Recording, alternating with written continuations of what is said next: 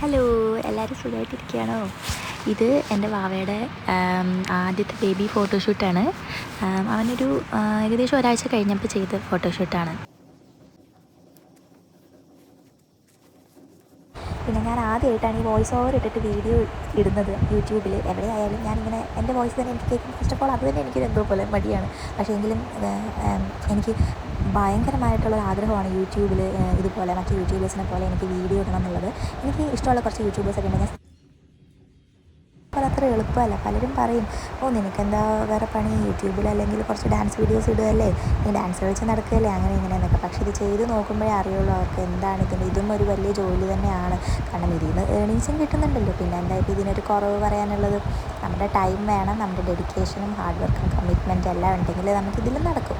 ഇതിൽ മെയിൻ കാര്യം എന്ന് വെച്ചാൽ ഫ്രീ ആയിട്ടിരിക്കുന്നവർക്ക് പിന്നെയും പറ്റും. പിന്നെ ഒരു ബേബിയുള്ള അമ്മമാർക്കൊക്കെയാണ് ബുദ്ധിമുട്ട് കൂടുതൽ.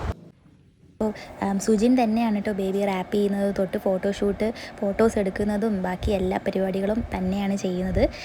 നല്ല രീതിയിൽ തന്നെ വാവേനെ ഹാൻഡിൽ ചെയ്തു എന്നുള്ളത് സമ്മതിച്ചു കൊടുക്കണം. വാവ എഴുന്നേറ്റിട്ടേ ഇല്ല. പുള്ളിക്കാരൻ്റെ കയ്യിൽ ഇങ്ങനെ ഇരുന്ന് ഉറങ്ങുക തന്നെയാണ്. ഒന്നിടയ്ക്ക് എണീക്കുമ്പോൾ ഒന്ന് നെറ്റിയിലൊന്ന് തലോടി കൊടുത്താൽ അപ്പം തന്നെ ആൾ ഉറങ്ങിപ്പോകും.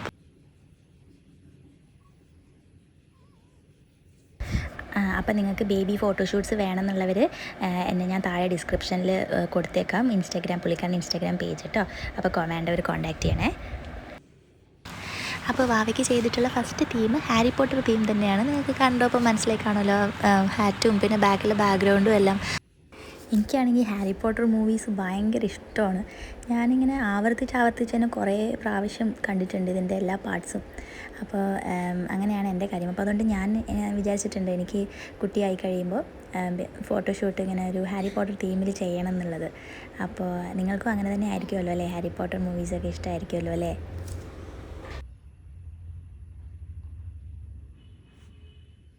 ഇപ്പം ഞാൻ വിചാരിക്കുമായിരുന്നു, ഇവനെ കണ്ടില്ലേ, ഇപ്പം സുജിൻ ചെയ്യുമ്പോൾ ഇടയ്ക്കൊന്ന് അനങ്ങുന്നുണ്ട്, പക്ഷേ എങ്കിലും അപ്പം തന്നെ ഉറങ്ങിപ്പോകുന്നുണ്ട്. എനിക്ക് ബേബി ബോയ്സുള്ള അമ്മമാരോടാണ് ചോദിക്കാനുള്ളത് കേട്ടോ. നിങ്ങളുടെ കുട്ടികളൊക്കെ എങ്ങനെയാണ് ഇപ്പോൾ ഉറങ്ങാനൊക്കെ കേട്ടോ? ശരിക്കും അതാത് കാലഘട്ടത്തിൽ നമുക്ക് അത് ഭയങ്കര ടഫായിട്ട് തോന്നും. ഇപ്പോൾ ഈ ന്യൂ ബോൺ സമയത്ത് അതെൻ്റെ വാവയായിട്ട് കഴിയുന്നത്. ഒരു മിനിറ്റ്. അപ്പോൾ പറഞ്ഞു വന്നത്, നമുക്ക് അതാത് കാലഘട്ടത്തിൽ നമുക്കതെല്ലാം ടഫായിട്ട് തോന്നും.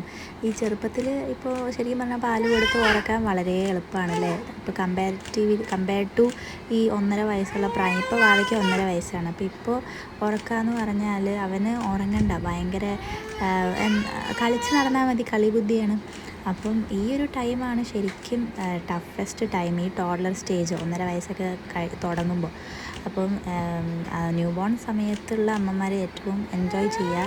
അത് കഴിഞ്ഞാൽ പിന്നെ അങ്ങോട്ട് പിടിച്ചാൽ കിട്ടില്ല. പക്ഷേ എന്തൊക്കെ ബുദ്ധിമുട്ടുണ്ടെങ്കിലും നമ്മൾ നമ്മുടെ മക്കൾക്ക് വേണ്ടിയിട്ട് മാക്സിമം ബുദ്ധിമുട്ട് സഹിക്കും അല്ലേ?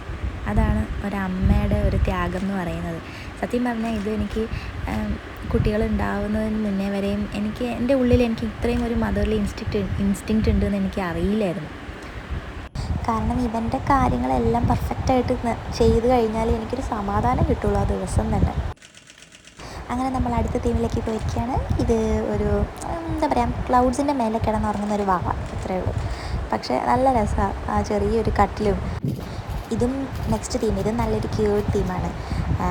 ലാസ്റ്റ് നിങ്ങൾ ഫോട്ടോസ് കാണുമ്പോൾ മനസ്സിലാവും. ഞാനിതിൽ ആഡ് ചെയ്തേക്കാം കേട്ടോ. ഇടയിലൊന്നിങ്ങനെ ആളിങ്ങനെ എണീക്കുന്നുണ്ടായിരുന്നു.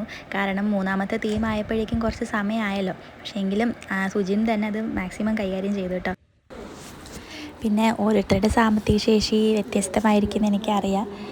അപ്പോൾ നിങ്ങൾക്ക് പറ്റുന്ന രീതിയിൽ ഇങ്ങനെ ഒരു ന്യൂ ബോൺ ഫോട്ടോഷൂട്ട് ചെയ്താൽ അത് ഭാവിയിൽ കുഞ്ഞിനായാലും പിന്നെ നിങ്ങൾക്കായാലും അത് ഒരുമിച്ചിരുന്ന് കാണുമ്പോൾ നല്ല ഒരു മെമ്മറി ആയിരിക്കും, നൊസ്റ്റാൾജി ആയിരിക്കും എന്നാണ് എനിക്ക് പറയാനുള്ളത്. പിന്നെ എനിക്കൊരു ചെറിയ ടിപ്പ് പറയാനുള്ളത്, to the newborn mothers. ജീവിതത്തിൽ എന്ത് പ്രശ്നം ഉണ്ടെങ്കിലും ആഫ്റ്റർ പ്രഗ്നൻസി നിങ്ങൾ കുഞ്ഞിനെ ശ്രദ്ധിക്കാതിരിക്കരുത്. കാരണം എനിക്കറിയാം പല അമ്മമാർക്കും ഈ പ്രശ്നങ്ങൾ വരുമ്പോൾ കുഞ്ഞിനോടൊരു ദേഷ്യവും വിഷമവും അങ്ങനെ ഒരു അകൽച്ച വരും. പക്ഷെ അത് ചെയ്യാൻ പാടില്ല. കാരണം ആ കുഞ്ഞ് ഫുള്ളി ഡിപ്പെൻഡ് ചെയ്യുന്നത് നമ്മളെ അമ്മമാരെയാണ്. ബാക്കി ആരെ നോക്കിയാലും ആ കുഞ്ഞിന് സാറ്റിസ്ഫൈഡ് ആവില്ല. അപ്പോൾ അവരെ പൊന്നു പോലെ നോക്കണം.